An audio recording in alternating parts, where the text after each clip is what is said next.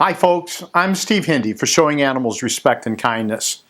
This video exposes a particularly disturbing story of rodeo animal abuse involving an injured horse at a rodeo in Folsom, California. No shark investigator was there, so we have no video of our own, but we were contacted by two unrelated witnesses after the incident. Within maybe 3 or 4 seconds, one of them that was bucking so wildly threw his rider off pretty high in the air. So while I was kind of watching that cowboy land and thinking he was going to be injured, but he got right up, the horse continued to buck so wildly that he fell to the ground. And it was obvious right away that he was grievously injured. The story of the first witness is supported by the version told by a second witness. You could see that the horse was struggling to get up, and it looked as though the back legs were locked, like when you get a muscle cramp in your leg and you can't move your leg at all. The two back legs, the hooves weren't even in any position to support the horse. The legs looked like they were just locked straight down. So the horse went back down, and then two people from the rodeo ran out and grabbed whatever rope they have around the front of the harness on the horse's head and tried to help the horse back up. And they slowly pulled the trailer out of the arena, and you could see it sitting right outside of the arena for 20 minutes, maybe 30 minutes. No action, no one going in and out of the trailer. And they said, oh, the horse was going to be okay. They were going to, take it and have it checked out or whatever. Made no mention of what actually happened to the horse. Cotton Rosser, owner of the Flying U Rodeo Company, puts on the Folsom Rodeo. Cotton Rosser is one of, if not the most decorated stock contractor in rodeo. Cotton Rosser does have video of the injury to the horse, but he has no intention of making it public. Rosser's motives for the cover-up will become obvious in this video. California law requires all rodeo animal injuries be reported to the California Veterinary Medical Association. Although the CVMA has proven to be little more than a rubber stamp for the rodeo industry, the reporting requirement has made it possible for Shark to obtain information that would never be made available by the rodeo industry voluntarily. The report for the injured Folsom Rodeo horse, written by Dr. Lisa Gamsjager, reads as follows. Brown quarter horse gelding fell on its left side, could not move its hind legs. The cowboys tied all 4 feet together while I was running down there to get my drugs. The trailer was already in front of the horse when I went into the arena and the horse on the sled. So I gave 12 milligrams detamidine and 5 milligrams butyphenol intravenous. They then pulled the horse on the trailer, and once it was outside of the arena, I went in again to assess mucous membranes and heart rate. Could not assess hind end as it was pushed into the corner of the trailer, but no movement. However, legs were still tied together. Sedated more with 10 milligrams detamidine intravenous, and 5 milligrams butyphenol intravenous, and then 5 milligrams butyphenol intramuscular. They then said they were going to take the horse to Marysville and call the vet on the way. I told them the vet needs to be there for unloading and immediate assessment. Suspect hip fracture or spinal cord injury. The first question is obvious. Why did Dr. Gamsjager allow the horse to be moved at all once he went down? If a fallen bucking horse hasn't broken a leg, then the issue is typically a neck or back injury. And as in the case of a car accident, the victim should never be moved without a careful examination. Next, rodeo workers positioned the horse in the trailer in such a way that the doctor could not make an examination. The reason they pulled the horse in the trailer so quickly is because they don't want the audience to see that an animal is injured. The audience might think about how rodeos aren't good for animals. Like our two witnesses, they might even have a pang of conscience about the role they played in buying a ticket. Next, Dr. Gamsjager allowed this very seriously injured horse to be removed from the arena. The rodeo workers told her that they were taking the horse to Marysville, which is where Cotton Rosser's operation is based. For a vehicle towing a horse trailer, that is a trip of more than an hour. Look again at Dr. Gamsjager's report. So I gave 12 milligrams detamidine and 5 milligrams butyphenol intravenous. Sedated more with 10 milligrams detamidine intravenous and 5 milligrams butyphenol intravenous, and then 5 milligrams butyphenol intramuscular. Detamidine is a large animal sedative, and butorphanol is a synthetic opioid. The repeated doses means that the horse was suffering a lot. Nevertheless, Dr. Gamsjager allowed the horse to be taken away. This is what constitutes veterinary care at rodeos. The suffering of the animal is neither Cotton Rosser or any other stock contractor's concern. Making the injured animal disappear and continuing with the show is all that matters to them. Rodeo propaganda claims of humane treatment aside, this story exposes the truth, and it is not the first time something like this has happened. In 2008, Cotton Rosser put on the annual Stanislaus County Sheriff's Posse Rodeo, during which a bull had his left hind leg badly broken. Rodeo veterinarian Michael Stein determined Animal was unable to bear weight on all 4 legs at the same time. Therefore, it is my opinion not fit for transport. I recommend humane euthanasia. But here is the case outcome. Owner, rodeo contractor, did not follow my advice. Owner, rodeo contractor said that they work with UC Davis Veterinary School and that they wanted to bring the bull to UC Davis Veterinary School for further examination and treatment for them to potentially collect semen from the bull. Owner declined my offer of further veterinary attention to the bull. I did not know if the bull was euthanized. The distance between the fair and UC Davis is more than 100 miles. The reason the suffering bull would be kept alive for a 100-plus mile trip, and then who knows how much longer? As it states in the report, to potentially collect semen from the bull. We can show you firsthand the concern Cotton Rosser has for his so-called animal athletes. This is a scene from the 1997 Kern County Fair Rodeo in California. A bucking horse went down. When he comes up, he's injured.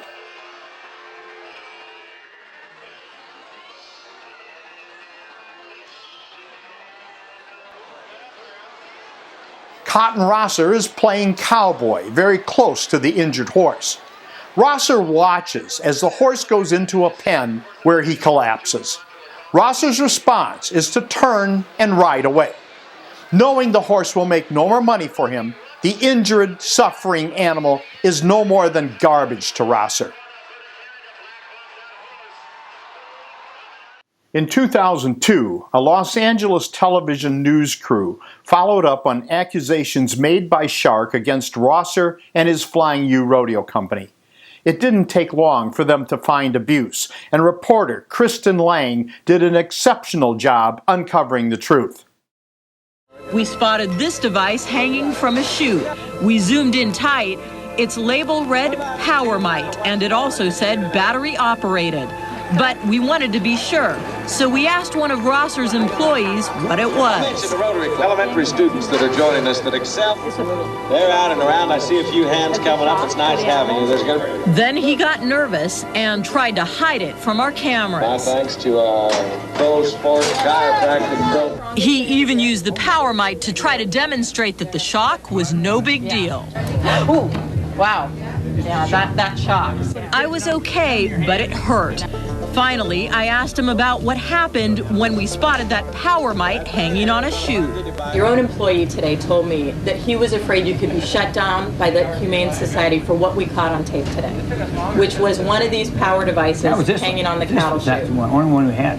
I had to go find it. So it doesn't concern you that he hid it from me. It doesn't concern you that he told me the Humane Society could shut you down, your own employee? That's the reason they work for me, ma'am. They aren't too smart. By 2003, Shark had so thoroughly exposed Cotton Rosser's shocking of rodeo animals, a newspaper called the Orange County Weekly published a terrific article titled Electric Horsemen. We put a link to the article in the description of this video. The article included the following, which shows just how corrupt the entire rodeo industry is. Rosser and the Cowboy are enshrined at the Professional Rodeo Cowboys Hall of Fame in Colorado Springs, Colorado. That's right. The Professional Rodeo Cowboys Association enshrined the most notorious rodeo producer because he puts on just the kind of rodeo they like, the ones with the most terrorized animals. Getting back to the 2018 Folsom horse, Dr. Gamsjager reports that she told the rodeo workers, I told them the vet needs to be there for unloading and immediate assessment. Actually, assessing the horse was Dr. Gamsjager's job, but she just walked away from her obligations. We've tried to communicate with Dr. Gamsjager, but she apparently doesn't want to talk. There is no supplemental report to indicate that any vet was waiting for the suffering horse when he arrived at the ranch, assuming that he actually got to the ranch. That means a cotton rosser can avoid a report indicating that a horse was killed, and he's quite likely avoiding a bill for humane euthanasia. After all, a bullet is so much cheaper. The rodeo industry is quick to tout its attending veterinarians, and the public is assured that injured rodeo animals receive only the best of care. Obviously, this is a lie. Dr. Lisa Gamsjager was associated with the University of California at Davis, and this isn't the first time we've seen UC Davis connected to the rodeo mafia. The story of the Folsom horse and the Stanislaus County rodeo bull gives us a window into the way rodeo, and cotton rosser specifically, operate. It is a window into the cruelty and corruption of the rodeo mafia. For decades, Shark has exposed cotton rosser's workers shocking animals. In fact, those workers are usually his sons.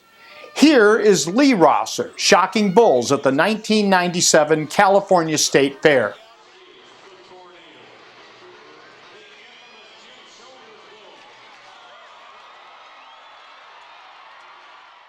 Here is Reno Rosser shocking horses at the 2008 Rowell Ranch Rodeo. Here are some horses being shocked at the 2002 Folsom Rodeo. Was the injured 2018 Folsom horse shocked? We don't know, but it would certainly come as no surprise. As for the California Veterinary Medical Association, which receives the report of injured rodeo animals, it is nothing more than a rubber stamp for the rodeo mafia. Shark has exposed huge discrepancies between the number of animals actually injured at California rodeos versus the numbers the rodeos report.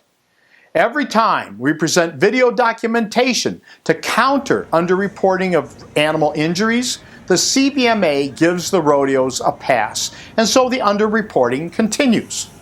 Cotton Rosser has a very long and disturbing history of animal mistreatment.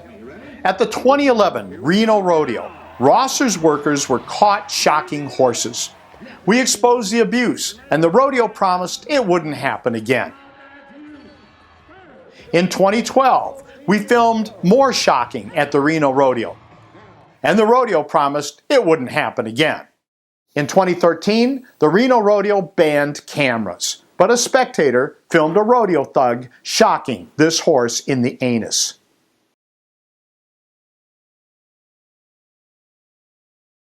Incredibly, this wasn't a fluke. Just weeks later, a Shark investigator caught Cotton Rosser's workers shocking more horses at a 2013 rodeo in Nephi, Utah. The horse also had a wire used around her genital area. All of these rodeos were sanctioned by the Professional Rodeo Cowboys Association, or the PRCA. The PRCA brags that it has humane rules, but those rules are for public relations purposes only. Just watch what goes on in rodeos, and it is obvious that claims of humane treatment are lies. Shark has documented and exposed rodeo animal cruelty, cowardice, and corruption across the U.S. and Canada since 1993. Rodeo doesn't attract good, caring people. Rodeo attracts cruel, cowardly, corrupt people. And the 2018 Folsom Rodeo is merely our latest in a very long and ever-growing pile of evidence.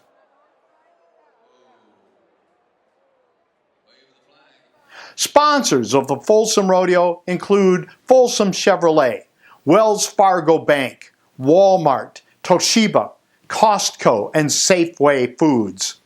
We've included the contact information for these corporate animal abusers in the description section of our video. If you care about animals, please do not go to rodeos, and please do not do business with companies that sponsor rodeo animal abuse. To those of you who aren't animal abusers, thank you for watching. Please like and share this video. You can subscribe to our channel and see more of our investigations and learn what you can do to help Shark help animals. I'm Steve Hindy for Showing Animals Respect and Kindness.